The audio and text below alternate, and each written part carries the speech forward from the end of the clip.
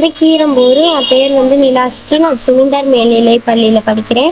நாங்கள் 7 மாதமாக எஸ்பிபிடியில் பொருள் வாங்கிட்டு இருக்கோம். இன்றைக்கும் நாங்கள் பொருள் வாங்க வந்திருக்கோம், நானும் எங்கள் அம்மாவும்.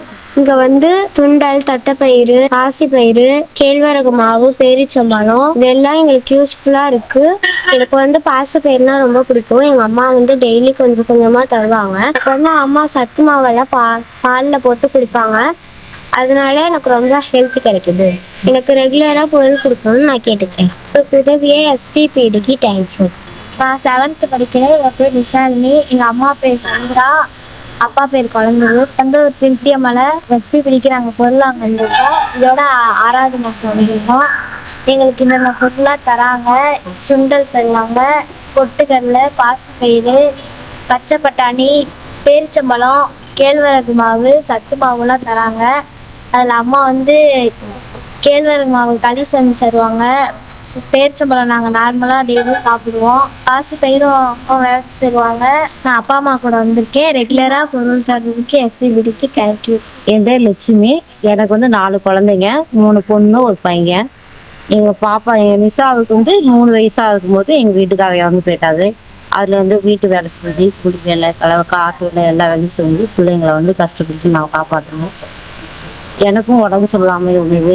இப்போ 2-3 வருஷமா உடம்பு சரியில்லாமல் வயிற்றுல கட்டி இருந்து ஆப்ரேஷன் பண்ணி இப்போ வேலைக்கெல்லாம் போகலை, வீட்டில் தான் இருக்கேன். இது ரேஷன் சாப்பிட்டுட்டு வீட்டில் தான் வீட்டு வேலை செய்வேன்.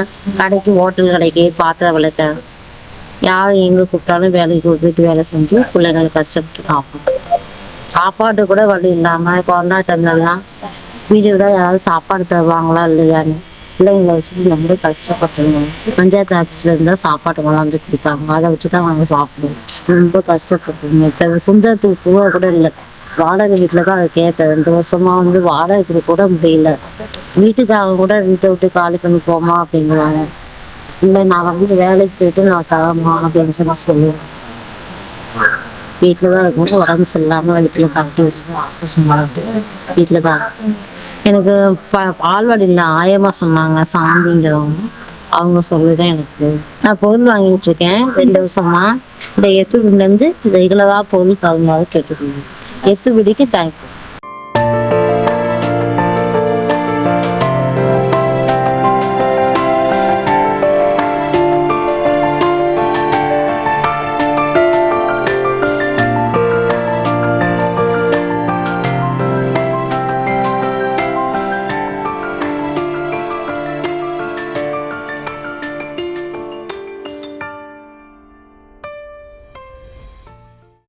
எஸ்பிபிடிக்கு வணக்கம். நான் வந்து என்னோட நெகட்டிவ் வந்து சிட்லாறு எஸ்பிபிடிக்கு ஒரு 10 கிலோமீட்டர் இருந்து வரோம். நான் என் பொண்ணுக்கு வந்து இங்கே 2 வருஷமாக வந்து இந்த எஸ்பிபிடி கொடுக்குற பொருள் கொடுத்துட்டு இருக்காங்க, அதை வாங்கிட்டு இருக்கிறோம். நான் வந்து ஒரு மாற்றுத்திறனாளி, ஒரு ஊனமுற்றவர். என்னோட ஒய்ஃபு வந்து வீட்டில் தான் இருக்காங்க, ஒய்ஃபு தான் இருக்காங்க, வீட்டில் தான் இருக்காங்க, வெளியில் எங்கேயும் வேலைக்கு போகல. நானும் என்னோட கிராமத்திலே வந்து நான் இந்த சவர தொழில் அப்படிங்கிற மாதிரி ஒரு இது பண்ணிக்கிட்டு அப்படியே ஃபேமிலி, எனக்கு மேரேஜ் ஆகி 2 குழந்தைங்க இருக்குது. எனக்கு 2 பொண்ணு ஒன்றும் பையன் ஒன்றும். வெளியில் வருமானம் ஏதோ 1-2 ஏதோ செஞ்சுக்கிட்டு இருக்கோம். ஆனால் இந்த எஸ்பிபிடியில் பொருள் கொடுக்குறாங்க, 2 வருஷமாக கொடுக்குறாங்க. ரொம்ப யூஸ்ஃபுல்லாக இருக்குது. ஏன்னா சில கஷ்ட நஷ்டம் இருக்குது. அந்த கஷ்டத்தெல்லாம் தாண்டி இந்த பொருள் கொடுக்கறதுனால எங்கள் குடும்ப ஃபேமிலி ஓரளவுக்கு எங்கள் பிள்ளைங்களையும் நல்லா ஹெல்த்தாகவும் பார்த்துக்கிறம்போது எங்களோட கஷ்டமும் இது மூலியமாக கொஞ்சம் குறைஞ்சிக்கிட்டு இருக்கு. ஏன்னா இந்த பொருளை வச்சு கொஞ்சம் நாங்களும் இது பண்ணிக்கிறோம், வீட்லேயும் இது பண்ணிக்கிறோம், எல்லாம் யூஸ் பண்ணிக்கிறோம், ஒன்றும் பிரச்சனை இல்லை. இதனால ரொம்ப ரொம்ப எஸ்பிபிடிக்கு ரொம்ப நன்றிங்க. உங்களால் நிறைய பேர் இந்த எஸ்பிபிடியால் நிறைய பேர் யூஸ்ஃபுல்லாகிட்டு இருக்காங்க. இதனால எத்தனையோ பேர் வாழ்வாதாரம், குடும்பங்கள் நல்லபடியாக இருந்துக்கிட்டு இருக்கு. ரொம்ப ரொம்ப சந்தோஷம். எஸ்பிபிடிக்கு நன்றி.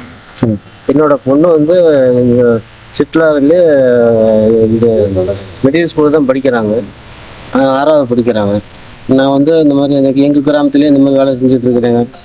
அதிக வருமானம்லாம் கிடையாது. அது எப்படின்னா நான் வீட்டிலேயே பண்ணிக்கிட்டு இருக்கேன். என்னோட தொழில் சவர தொழில் வீட்டிலேயே பண்ணிக்கிட்டு இருக்கேன்.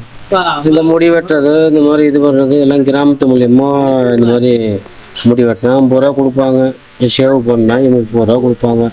அதுதான் இப்போ வெளியில் எது நல்லது கெட்டது இந்த மாதிரிலாம் பார்த்துக்கிட்டு இருக்கிறோம். அதனால் அதை வச்சு குடும்பத்தை ஓட்டிகிட்டு இருக்கேன். அது இல்லாத இந்த எஸ்பிபிடி கொடுக்குற பொருளை வச்சு இதே குடும்பத்தை கஷ்டம் இல்லாமல் ஓட்டிக்கிட்டு இருக்காங்க. ரொம்ப சந்தோஷமாக இருக்குது. பையனோட அப்பா அம்மா 2 பேருமே இல்லைங்க. அப்பா ஹாஸ்டலில் இறந்துட்டு அம்மா உடம்பு சரியில்லாமல் இறந்துருச்சு. அப்பா இறக்குறப்போ வயசு பையனுக்கு 5 வயசு தான் இருக்குது. 5 வருஷமா நம்ம வீட்டில் வளர்ந்துட்டு இருக்கா அப்படிங்க. நமக்கு 2 பையங்க, பெரிய 10வது படிக்க, சின்ன 5வது படிக்க, இந்த பையன் 5வது படிக்கிற அப்படி எல்லாம் கூலி வேலைக்கு செஞ்சா நல்லா கஷ்டப்பட்டு படிக்க வைக்கலாம்.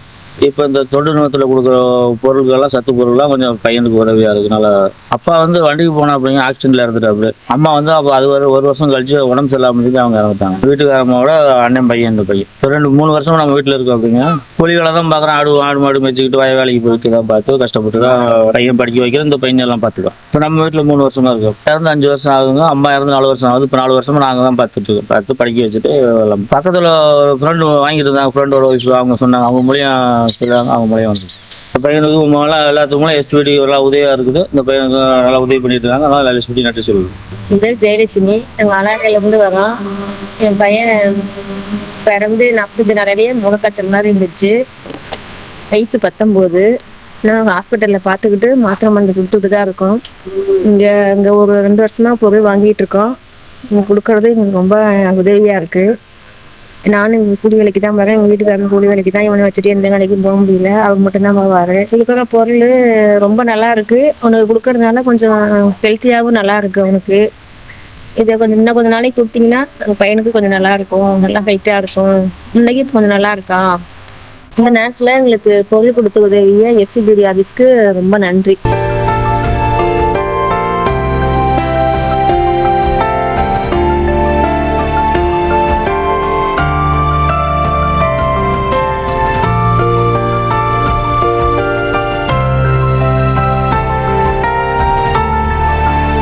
பேர் விசாலாட்சி.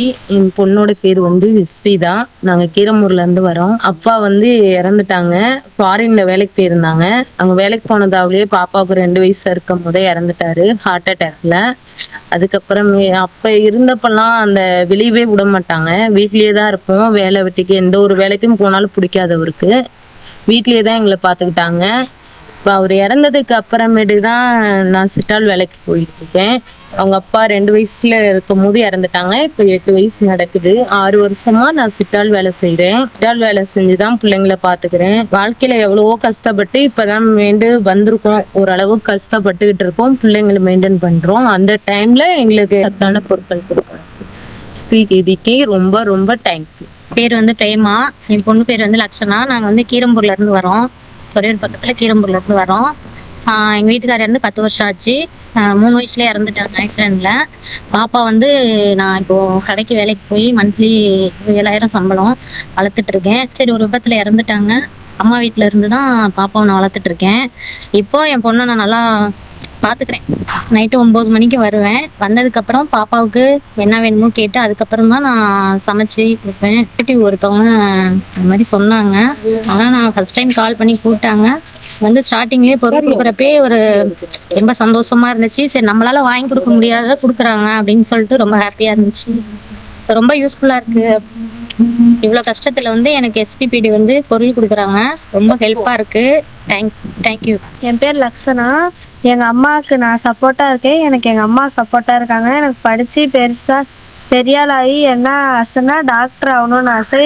என்னையோட எங்கள் அம்மாவுக்கு ரொம்ப டாக்டர் ஆகணும்னு ஆசையாக இருக்குது. அதனால எங்கள் அம்மாவுக்கு பதிலாக எங்கள் அம்மாவுக்கோசரம் நான் படிக்கிறேன். நல்லா எங்கள் அம்மா எனக்கு பதிலாக ரொம்ப கஷ்டப்பட்டுருக்காங்க. எங்கள் அம்மாவை நல்லபடியாக பார்த்துக்கிறதுக்கு நான் நல்லா படித்து டாக்டர் ஆகணும். அதுக்கப்புறம் எங்கள் அம்மாவை நல்லா பார்த்துக்கணும். இதுதான் என்னோட ஆசை. நான் கஷ்டப்படுற நேரத்தில் எஸ்பிபிடியிலேருந்து எங்களுக்கு பொருள் தராங்க. அது ரொம்ப எங்களுக்கு யூஸ்ஃபுல்லாக இருக்குது. எஸ்பிபிடிக்கு தேங்க்யூ. என் பேர் நித்யா.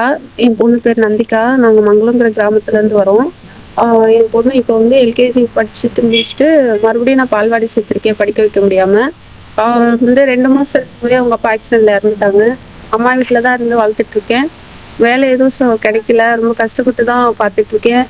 பொண்ணு இங்கே 1 வருஷமாக நியூட்ரிஷன் பொருள் கொடுத்துட்ருக்காங்க. அது எனக்கு ரொம்ப உபயோகமாக இருக்குது. ரொம்ப நன்றி.